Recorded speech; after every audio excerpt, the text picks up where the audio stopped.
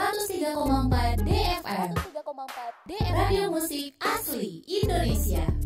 DFM Mania balik lagi di talk show Inspirasi dan Mandiri, sesi ngopi sehat, ngobrol psikologi dan kesehatan. Dan kita sudah terhubung via Zoom meeting bersama dengan Kak Seta Awicaksana. Kita sapa dulu, Assalamualaikum pagi Kak Seta.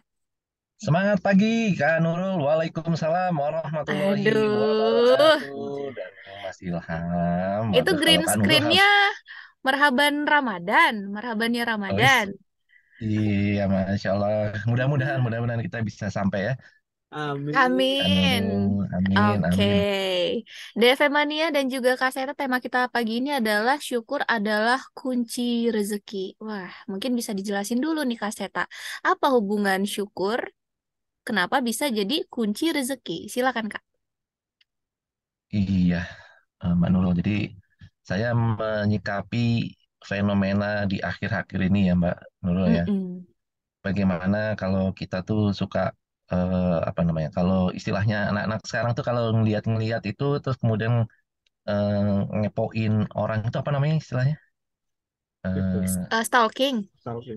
Stalking, kemudian kita Ah, lihat, wah kayaknya dia lebih enak daripada kita ya. Waduh, dia lebih tajir, dia bisa jalan-jalan, dia bisa punya A, punya B, punya C mm-mm. dan semuanya ya. Kayaknya kemarin dia nggak ada, tapi sekarang kok jadi punya dan sebagainya. Jadi kita ketika stalkingin kayak gitu-gitu di Instagram, sosial media tuh kadang-kadang satu hal ya yang membuat saya kadang-kadang kepikiran ya, apakah kita akan menjadi sangat apa namanya, menjadi rendah hati, Mhm. rendah diri, ya karena merasa kita nggak punya apa-apa gitu. Kalau lihat Mas Ilham tuh kalau di stalkingin Instagramnya tuh, Masya Allah, itu kolam renang, ya kan, kebun, wah banyak Oh banget tuh iya, Mas Ilham. Hmm. Jadi kontrakan. kadang-kadang saya rendah diri Mbak kalau lihat stalkingin Instagramnya Mas Ilham tuh saya rendah diri gitu kan.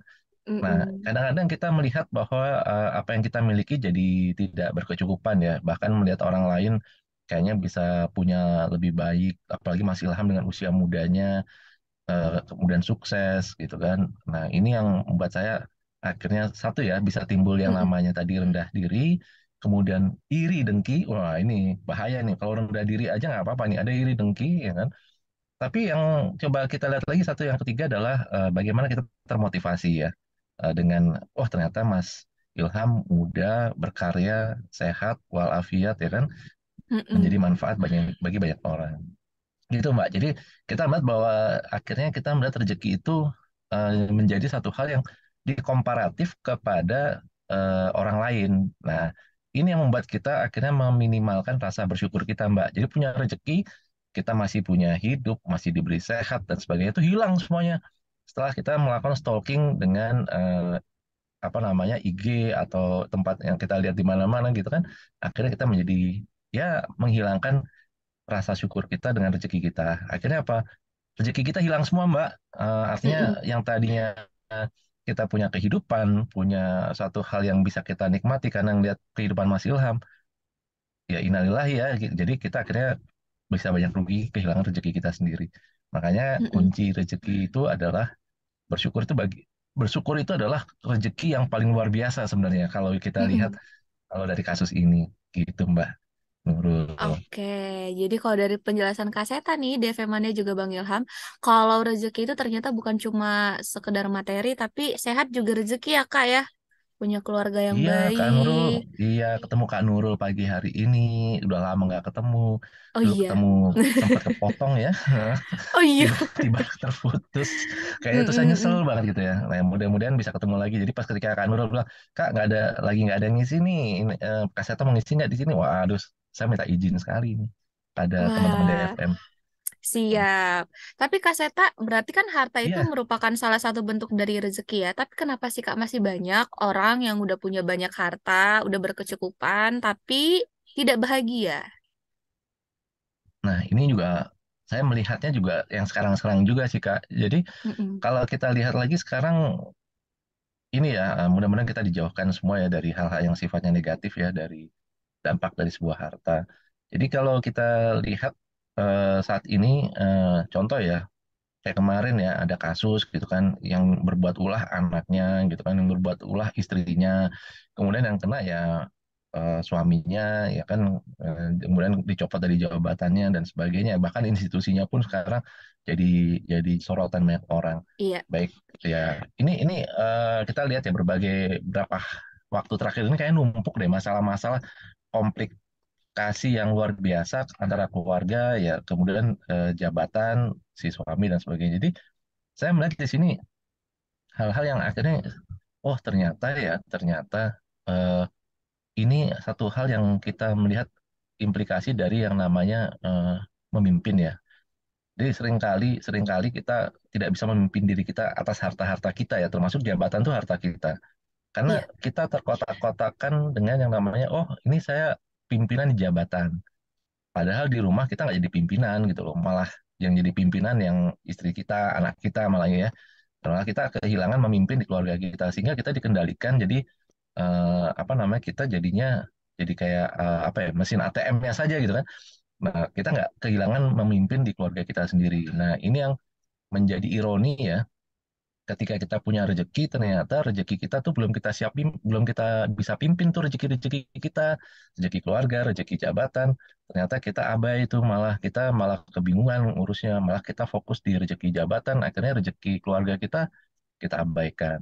Nah, inilah salah satu juga bahwa rezeki ini juga cobaan juga sih, Kak Nurul dan Mas Ilham. Artinya benar. kalau kita lihat lagi, waduh, sebenarnya pertanyaan saya ya kepada diri saya sendiri, saya siap kaya nggak ya kayak Mas Ilham ya, yang Mm-mm. tadi yang punya kolam renang ya kan, punya kolam, punya kebun ya kan. Nah Mm-mm. ini yang saya juga ngeri-ngeri sedap juga, makanya kita mengintrospeksi ketika kita dikasih rezeki yang berlimpah, apakah kita sanggup. Nah karena melihat kejadian-kejadian saat ini nih, oh iya ternyata butuh apa ya, butuh suatu keahlian, kedewasaan, kebijaksanaan bisa mengolah semua rezeki yang ada. Mungkin kata kunci lagi, kembali lagi, mungkin kita kurang bersyukur ya dengan apa yang kita Iya, miliki. setuju banget Kak Seta. Oke, Ini makasih Mas Ilham. terkait dengan faktor stres nih. Kan apakah faktor stres ini bisa juga membuat hidup menjadi tidak tenang? Dan kalau bisa nih Kak Seta ada tambahan nih. Kira-kira ada nggak sih indikator-indikator yang bisa membuat faktor bisa menjadi stres dan juga kita menjadi tidak senang? Gimana nih? Oh, Ya gini, hmm, saya ambil analogi gini ya Kak. Pernah, maaf ya Kak, pernah nggak kita tiba-tiba misalnya melihat kendaraan mobil, jadi kita mau pergi nih, mau naik bus gitu kan, kemudian bus kita itu ternyata lewat dan mau jalan gitu kan, kita tertinggal berapa ratus meter dan kemudian kita harus kejar-kejar tuh bus gitu kan, karena kita pikir kita jalan nyampe, kemudian busnya tiba, ternyata busnya iya, itu atau keretanya itu jalan lebih cepat. Nah kemudian kita kejar-kejar gitu kan. Nah ketika kita kejar-kejar, artinya gini, apakah kita pada saat kita ngejar-ngejar kereta itu di kepala kita tuh bersiap nggak kita akan ngejar-ngejar kereta atau bus itu? Ternyata kita nggak siap kan. Makanya timbul yang namanya stres. Stres pada otot. Stres pada otot itu artinya yang tadinya berjalan, terus kemudian kita menjadi berlari. Ya kan, jadi tertarik semua otot-otot kita. Juga stres juga dalam pikiran kita, karena waduh terlambat nih, ya kan. iya, Nah ini kacau nih. Nah ini kalau saya lihat adalah stres itu terjadi karena apa? Ketidaksiapan. iya, Ya, stressing atau satu hal yang sifatnya menjadi menarik itu, tertarik menarik gitu, itu karena ketidaksiapan kita. Nah ini yang menurut saya melihat bahwa, oh ternyata eh, ketika kita punya rezeki, kemudian kita stres atau yang tadi disampaikan tarik menarik tadi, karena kita nggak siap gitu loh mengelola itu, karena tiba-tiba langsung banyak, kemudian kita nggak siap dan mengelolanya bingung, nggak tahu apa yang dialokasikan, akhirnya kita hambur dan sebagainya, ya peruntukannya di tidak tepat. Nah ini yang menurut saya mungkin ada saatnya baiknya juga bagi saya pribadi ya, lihat Mas Ilham yang berkecukupan hartanya ya berlimpah, makanya saya cuma berpikir, waduh, mudah-mudahan ketika saya diberikan kesiapan seperti Mas Ilham, saya bisa siapkan dari sekarang gitu kan, Hmm. agar saya tidak stres. Karena ketika nggak siap tuh, ya bisa dibayangkan ya, ketika kita kerja-kerja kereta terus kemudian, ya kalau nyampe, kalau enggak, ya kita ketinggalan. Kalau kita separuh nggak nyampe, kita jatuh. Atau kita sampai di atas kereta pun kita terngos-ngos. Ya artinya stres itu tetap terjadi ya. Karena apa? Kembali lagi, kita tidak siap.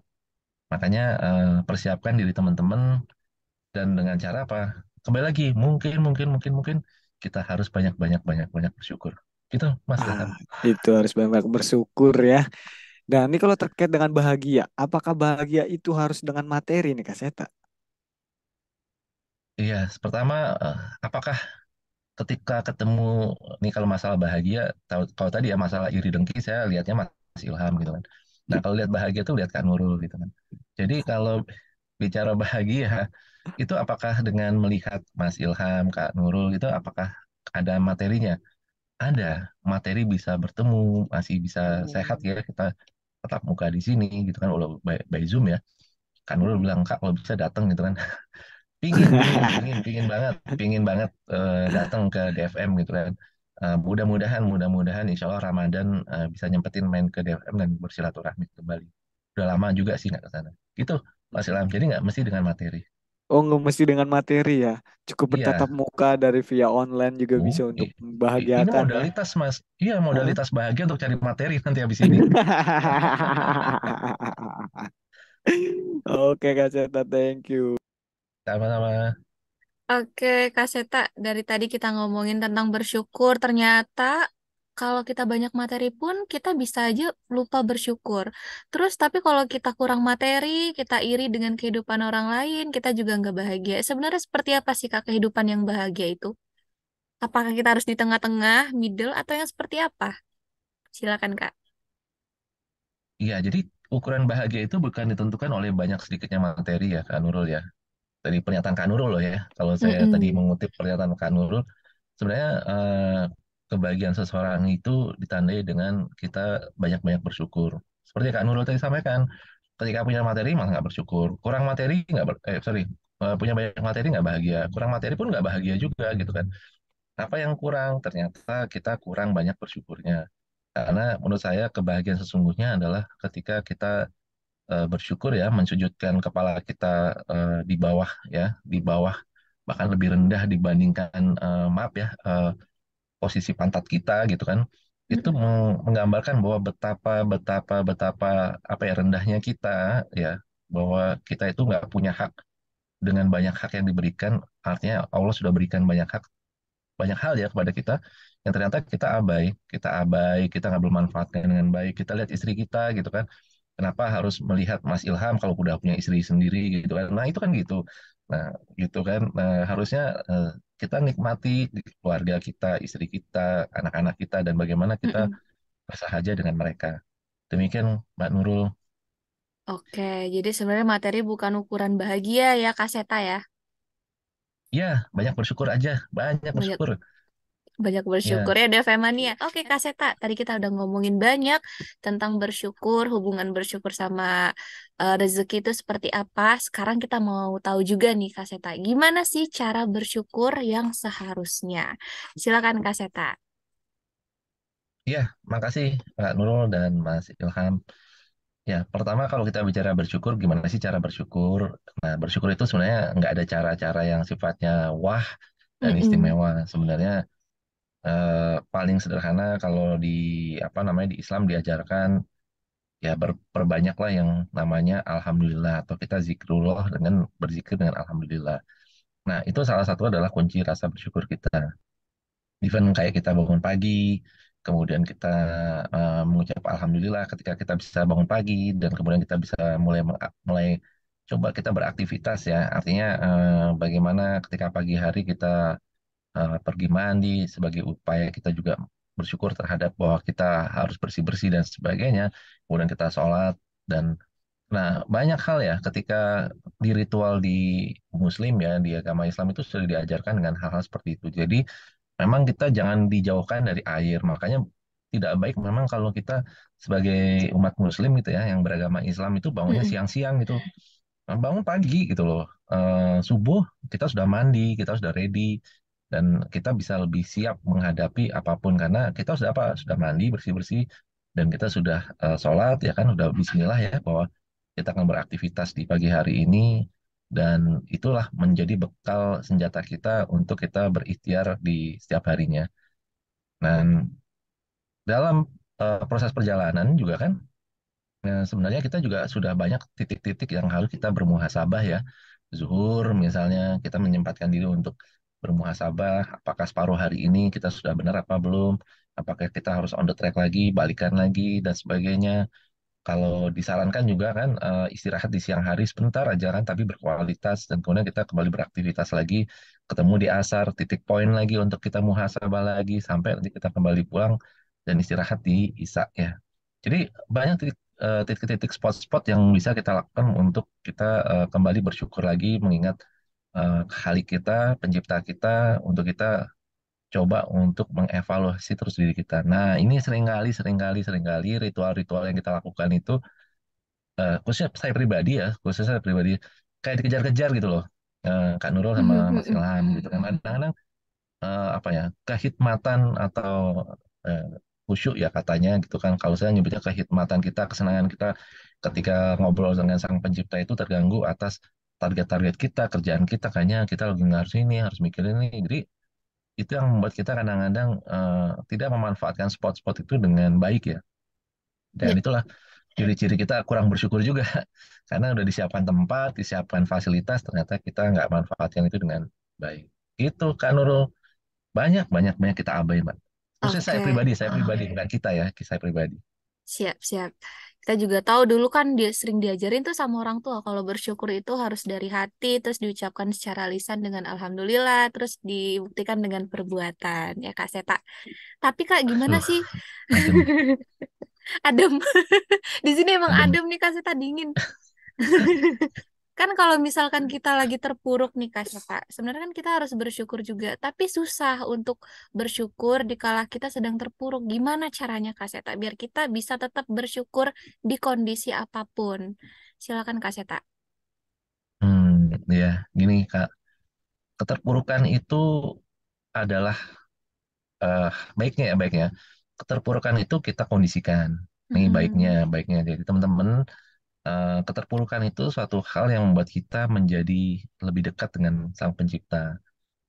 Nah, seringkali ketika kita dalam kondisi yang tidak terpuruk dalam konteksnya ekonomi, kita eh, happy, ya ini contoh juga saya pribadi ya.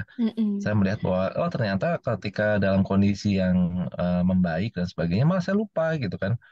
Ini saya mengingatkan diri saya pribadi ya teman-teman. Jadi memang saya lupa gitu kan. Malasnya timbul, ya kan. Kemudian enggannya ada, beratnya apalagi gitu kan, tambah berat maksudnya. Nah, itu kan menjadi kita melihat bahwa wah kok makin gini kok kita makin jauh ya. Nah, makanya baiknya keterpurukan itu memang kita create sendiri. Jadi ketika jadi keterpurukan tuh justru teman yang paling indah pada saat kita dekat dengan Sang Halik ya, Sang Pencipta kita gitu kan. Mm-mm. Makanya kenapa kalau terpuruk tuh kita sampai sujud-sujud ya, mungkin itu ya. Kalau orang lagi senang nggak mungkin mau sujud-sujud gitu kan, karena kita nggak rasa terpuruk gitu kan. Malah kita lebih menengadah kepala, menantang gitu kan. Merasa kita besar, kita bisa do a lot of things gitu kan.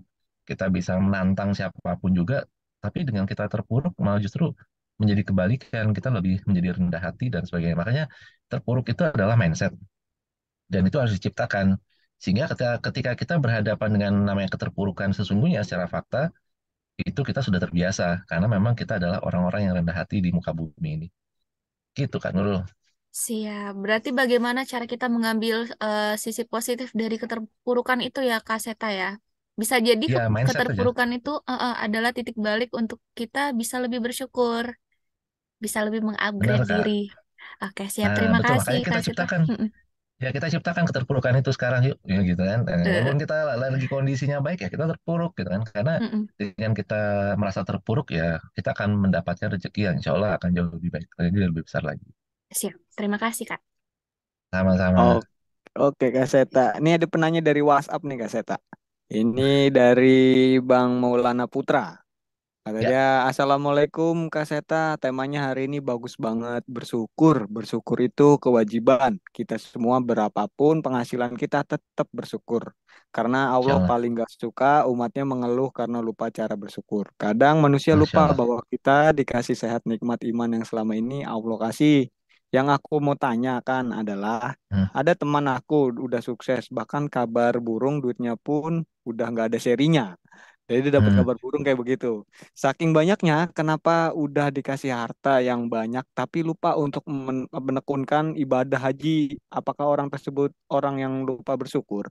Dan lupa juga, nanti harta benda kita akan dihisap, dimintain pertanggungjawaban di akhirat. Mohon pencerahannya Kak Seta. Dan juga bagaimana sih cara bersyukur yang benar-benar ikhlas tawar. Itu aja. Terima kasih Kak Seta. Luar biasa Bang Maulana. Ini saya banyak belajar ya dari Bang Maulana ya. Ya. Di sini Bang Maulana mengenai uang nggak berseri itu tolong dicek kembali. Karena kalau uang yang nggak berseri itu biasanya uang monopoli. Nah itu nggak ada serinya Bang Maulana. Ya, ya artinya gini. Akhirnya apa? Uang yang nggak berseri itu jadi uang mainan. Nah itu perlu dicek lagi tuh uang mainan. Lah. Biasanya suka ada labelnya tuh uang mainan gitu kan. Tapi biasanya kembali lagi, kalau udah begitu kan namanya juga uang mainan ya. Uang mainan itu nanti akhirnya kita hambur-hamburkan juga nggak karuan karena ya namanya juga uang mainan mau ditaruh sembarangan karena nggak berharga nilai uang itu. Beda dengan Mas Maulana ya, Bang Maulana ini luar biasa. Menurut saya gini, Bang Maulana ketika melihat ada teman seperti itu kita istiqomah melihat bahwa itu adalah pembelajaran bagi kita dan jadikan doa buat kita bahwa ketika kita menjadi dia nantinya ada punya rezeki ya bagaimana kita bisa mengumrohkan atau menghajikan diri kita sendiri. Nah, kalau tentang dianya sudah jadi pembelajaran ibroh buat kita. Jadi kita fokus sama diri kita sendiri, yang lain itu sebagai ya sebagai tampilan yang kita coba lihat tanpa kita perlu harus ungkapkan, tapi kembali lagi kita niatkan dalam diri kita untuk kita ketika mendapatkan kesempatan seperti teman-teman kita yang sudah sukses itu mudah-mudahan kita bisa membawa harta kita, rezeki kita ke jalan yang jauh lebih baik. Insya Allah, Bang Maulana. Itu caranya Nah, bersyukur. Nah, itu aja Bang Maulana. Kalau kita ngeliatin yang lain, kayak saya nonton Ilham Tajir itu yang Ilham Tajir banget itu, Instagram itu, itu ternyata salah. bukan. Nah, Oke, terima bukan kasih Bang Kak ya. Seta dan juga Bang Maulana ya. Ini terkait dengan rezeki. Ya, Ya, di mana ini di sini jika bersyukur adalah rezeki, namun kenyataannya rezeki tak kunjung datang juga. Ini gimana cara menyikapinya? nah itu dia artinya, artinya Ya, banyak lagi bersyukur gitu kan. Diperbanyak mm-mm, lagi bersyukurnya. Jadi ketika rezeki tidak pernah kunjung-kunjung datang ya kembali lagi. Jangan-jangan kita sendiri bersyukurnya tadi kata Bang Maulana ya. Jangan-jangan kita nggak ikhlas nih gitu kan. mm-mm, Atau kita terpaksa atau kita malas-malasan atau kita enggan. Nah sebenarnya kembali lagi dalam diri kita kata Kak Nurul kan. Agar kita mm-mm, benar-benar apa ya.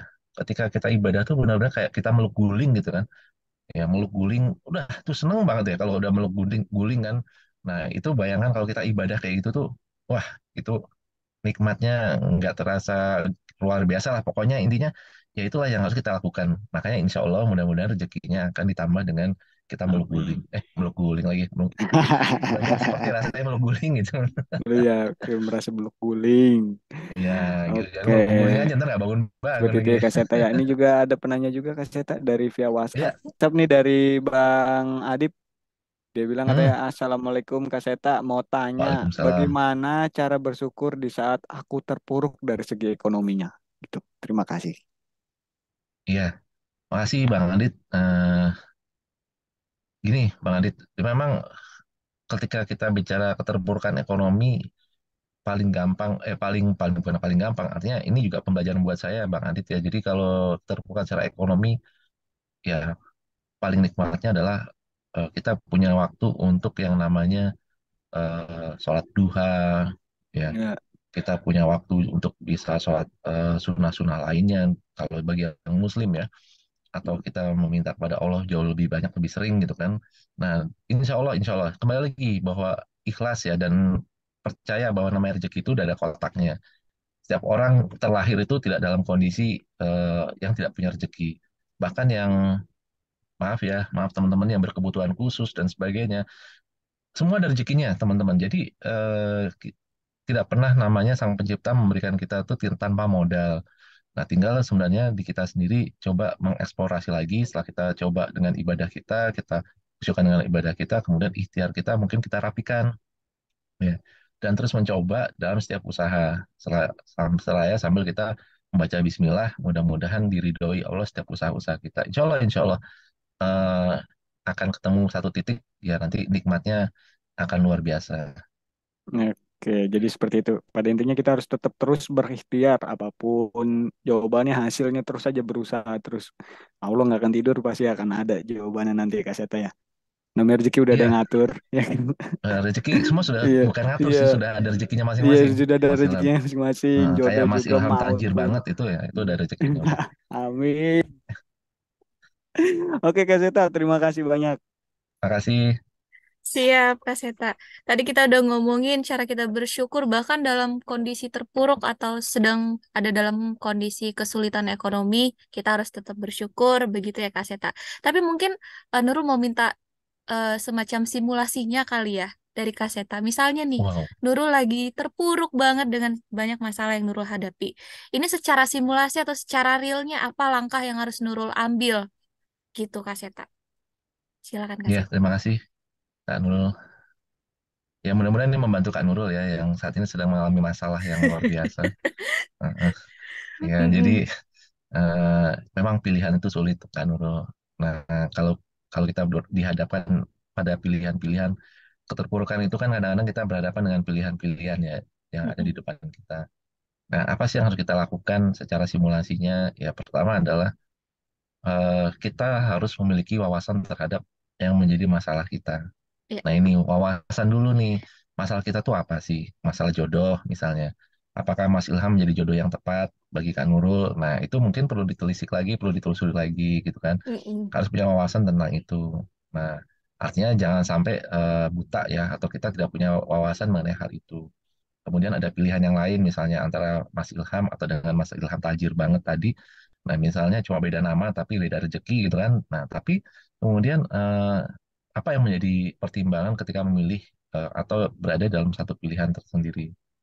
Nah, punya wawasan. Satu, itu punya wawasan. Mm. Dalamilah apa yang menjadi masalah kita. Yang kedua, coba kita konsultasi atau komunikasi dengan yang tepat. Pertama, komunikasi kepada yang pasti yang punya hidup. Nah, itu yang pertama. Ya. Yang kedua, teruslah berkomunikasi dengan yang punya hidup gitu. Jangan kita ngobrolin ke teman dekat kita karena itu akan jadi gibah. Ya, masalah kita adalah masalah kita sendiri. Kita nggak usah even kepada orang tua sekalipun. Itu Ya. ya kita lebih baik jangan ceritakan. Kalau perlu kita dalam apa ya sholat malam kita, ya kita ngobrol aja sama Allah gitu kan ngobrol aja ngobrol ngobrol just like a talking aja seperti kita ada sahabat kita di tengah-tengah ya ngobrol aja apa yang menjadi keluh kesah kita untuk karena masalah kita tuh aib kita. Ya. Ketika kita obrolin kepada orang dekat kita, kita nggak pernah tahu apakah dia akan jaga itu apa tidak kan itu akan jadi cerita kemana-mana gitu kan. Makanya eh, saluran yang tepat cuma itu saja. Kalau misalnya Kak, kalau boleh nggak sih dengan psikolog kayak Kak Seta dan teman-teman Kak Seta lainnya? Boleh banget, ya, boleh banget. Justru kalau dengan profesional, itu kan lebih terjaga dari sisi profesionalitasnya. Mm. Artinya kami juga akan melihatnya dengan kacamata profesional kami. Jadi kami akan jaga juga sumpah kami bahwa akan merahasiakan dan kami nggak ember juga, gitu kan? Karena beda. Makanya yang pilihan terakhir adalah bicara dengan profesional. Nah, mudah-mudahan dengan bantuan profesional ini ada teman yang tepat profesional yang bisa membantu kita menyelesaikan masalah. Karena profesional ini bagian dari ikhtiar. Kembali lagi, kita jangan bocor, even pada teman dekat sekalipun. Karena kita nggak pernah tahu ya, teman dekat kita kadang-kadang sering kali yang justru menusuk kita dari belakang loh. Mhm. Ini sering kali ya, ini artinya gini, itu banyak terjadi di film-film, banyak terjadi di film-film. Dan juga di dunia nyata.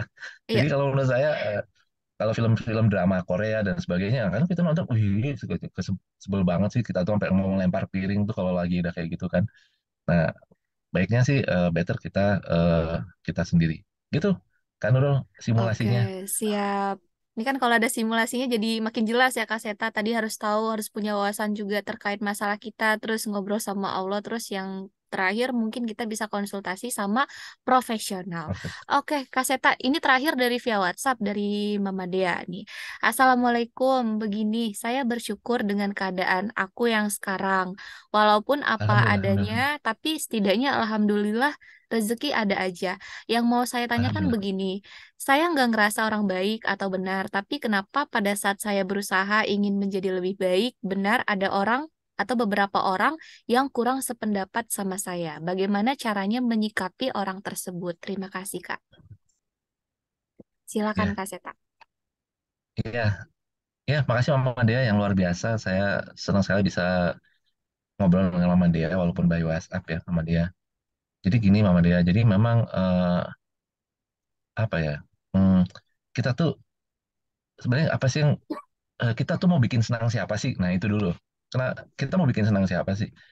Kita mau bikin senang orang sekitar kita, ya Kak Nurul, Mas Ilham, atau kita mau bikin senang Allah gitu kan, atau Sang Pencipta kita gitu kan. Artinya ketika kita senang dengan Sang Pencipta kita dan kemudian ada orang yang membicarakan kita karena kesenangan kita, hobi kita senang dengan Sang Pencipta kita, ya apakah dia teman kita apa bukan? Itu aja, Amanda ya. Hmm. Jadi kalau yang kita sudah fokus dengan ibadah kita, kita fokus dengan Sang Pencipta kita, kemudian ada orang yang membicarakan kita, artinya ya Allah sudah menunjukkan mana yang hak, mana yang batil gitu kan, mana yang harusnya kita temenin, mana yang bukan kita temenin. Ya baiknya memang Allah sudah berikan tanda-tanda ya ke Mama Dea sehingga Mama Dea bisa jauh lebih fokus lagi sebenarnya dengan apa yang sudah Mama Dea lakukan. Insya Allah sama. Ini juga Mama Dea juga ngingetin saya juga kalau kembali lagi fokusnya diri kita sendiri. Kita adalah aktor dari kehidupan kita sendiri. Kita pengambil keputusan, aktor utama. Kita aktor utama dalam kehidupan kita sendiri. Kak Nurul, Mas Ilham, maaf, ini jadi pemeran-pemeran yang sebenarnya di antara kehidupan saya gitu kan. Iya. Mama dia juga sama. Mama dia adalah aktor utama dan saya, Kak Nurul sama Mas Ilham ya juga adalah bagian dari sekitaran dari Mama dia. Insya Allah, Mama dia, Insya Allah. Siap, Gitu, siap. Kak Nurul dan Mama Terima dia. kasih Kak Seta. Ini yang terakhir nih Kak Iya, Seta, mungkin sebagai kesimpulan atau closing statement untuk talk show kita pagi hari ini Kak. Biar lebih ngena, silakan Kak Seta. ya, mohon maaf sebelumnya Mbak Nurul dan Mas Ilham kalau kurang mengena di pagi hari ini gitu kan. Jadi tadi sampaikan lebih ngena kan, berarti tadi nggak ngena gitu. Nah, Bukan, kalau ya nggak ada jadi closingnya nggak enak gitu Kak Seta. iya Kak Nurul. Ya, jadi alhamdulillah ya. Pertama adalah kembali lagi di sisa waktu kita ini dan di beberapa hari ke depan di depan kita ada satu satu bulan yang mulia bagi umat Muslim. Ya, bagaimana kita saat ini di bulan saat ini nih kita di hari-hari yang menjelang Ramadan ini kita harus lebih banyak bersyukur lagi. Bersyukur, apakah kadang-kadang banyak saudara kita, sahabat kita, orang tua kita tinggal berapa hari menjelang Ramadan itu pergi meninggalkan kita semuanya. Dan kita walau alam ya namanya usia dan sebagainya kita nggak pernah tahu. Ya ada baiknya setiap waktunya kita bersyukur. Mudah-mudahan kita sampai pada Ramadan itu. Yang kedua, ketika kita sampai, karena ini bulan-bulan yang dinantikan kita semuanya bagi umat Muslim, ya bagaimana kita benar-benar optimal memanfaatkan waktu di selama Ramadan. Jadi bukan kolaknya, bukan sibuk masalah hadiahnya, bukan sibuk masalah buka puasanya, buka sahurnya, bukan. Tapi bagaimana kita fokus pada ibadah kita. Sahur jadikan ibadah kita. Buka puasa bagi ibu-ibu yang harus nyiapin, jadikanlah itu ibadah kita. Bukan lomba-lomba dalam menu sahur gitu kan, atau menu buka. Ya. Karena itu bisa menyebabkan akhirnya kita juga jadi nggak sehat gitu kan. Sudah puasanya sehat, tapi pas buka sahur, buka puasa dan makan sahur, akhirnya kita juga kekenyangan. Itu juga nggak baik. Jadi kembali lagi, bagaimana bicara bahagia, bagaimana bicara rezeki, kembali kepada syukur kita pada Sang Pencipta. Mudah-mudahan itu membuat kita pagi ini ya jauh lebih bahagia bersama Kak Nurul dan Mas Ilham. Juga bersama Kak Alhamdulillah. Seta, siap. Terima kasih banyak untuk Kak Seta Awicaksana, psikolog and founder, serta managing director dari Humanika Consulting. Terima kasih banyak Kak Seta, sehat selalu, luar biasa pembahasan kita Amin, pagi amin. ini. Amin, terima kasih banyak juga untuk DV Mania yang sudah menyimak. Tadi ikutan atensinya di WhatsApp kita ya Bang Ilham, udah banyak bertanya, semoga semuanya yang ada punya masalah bisa segera terselesaikan. Dan satu lagi DV Mania, jangan lupa bersyukur, karena bersyukur adalah kunci dari rezeki. Akhirnya kita yang Ya. bertugas pamit. Wassalamualaikum warahmatullahi wabarakatuh.